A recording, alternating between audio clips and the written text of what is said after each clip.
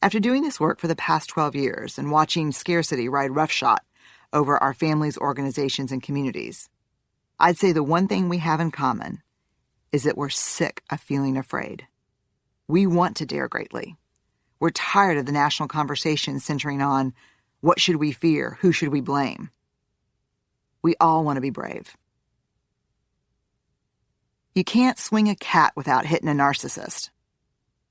Granted, it was not one of my most eloquent moments on stage. It also wasn't my intention to offend anyone, but when I'm really fired up or frustrated, I tend to revert back to the language instilled in me by generations of Texans who came before me. I swing cats, things get stuck in my craw, and I'm frequently fixin' to come undone. These regressions normally happen at home or when I'm with family and friends, but occasionally, when I'm feeling pissed, they slip out on stage. I've heard and used the swinging cat expression my entire life, and it didn't dawn on me that more than a few of the 1,000 members of the audience were picturing me knocking over self-important folks with an actual feline. In my defense, while responding to numerous emails sent by audience members who thought animal cruelty was inconsistent with my message of vulnerability and connection, I did learn that the expression has nothing to do with animals. It's actually a British Navy reference to the difficulty of using a cat o' nine tails in the tight quarters of a ship. I know, not so great either. In this particular instance, the cat swinging was triggered when a woman from the audience shouted out, "The kids today think they're so special. What's turning so many people into narcissists?" My less than stellar response verged on smart alecky. Yeah, you can't swing a cat without hitting a narcissist. But it stemmed from a frustration that I feel when I hear the term narcissism thrown around. Facebook is so narcissistic. Why do people think what they're doing is so important? The kids today are all narcissists.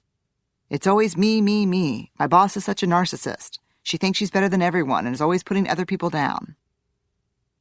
And while lay people are using narcissism as a catch-all diagnosis for everything from arrogance to rude behavior, researchers and helping professionals are testing the concept's elasticity in every way imaginable.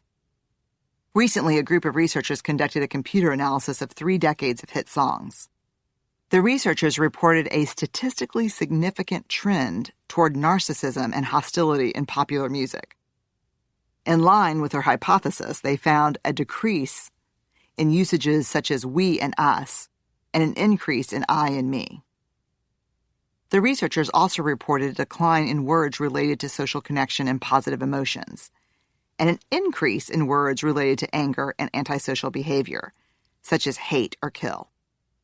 2 of the researchers from that study, Jean Twenge and Keith Campbell, authors of the book The Narcissism Epidemic, argue that the incidence of narcissistic personality disorder has more than doubled in the United States in the last 10 years. Relying on yet another fine saying from my grandmother, it feels like the world is going to hell in a handbasket. Or is it? Are we surrounded by narcissists? Have we turned into a culture of self-absorbed, grandiose people who are only interested in power, success, beauty, and being special?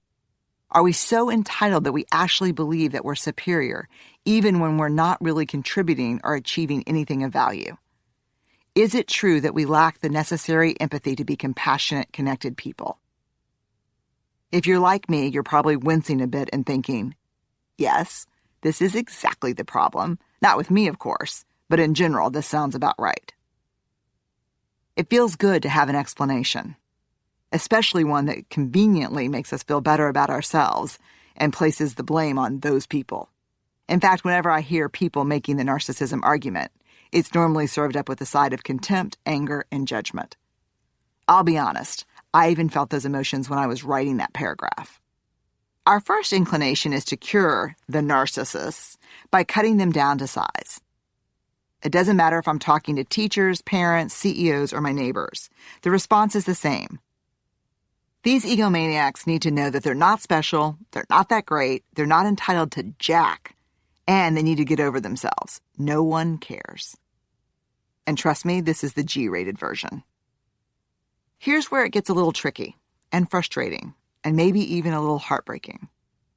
The topic of narcissism has penetrated the social consciousness enough that most people correctly associate it with a pattern of behaviors that include grandiosity, a pervasive need for admiration, and a lack of empathy. What almost no one understands is how every level of severity in this diagnosis is underpinned by shame. Which means we don't fix it by cutting people down to size and reminding folks of their inadequacies and smallness. Shame is more likely to be the cause of these behaviors, not the cure.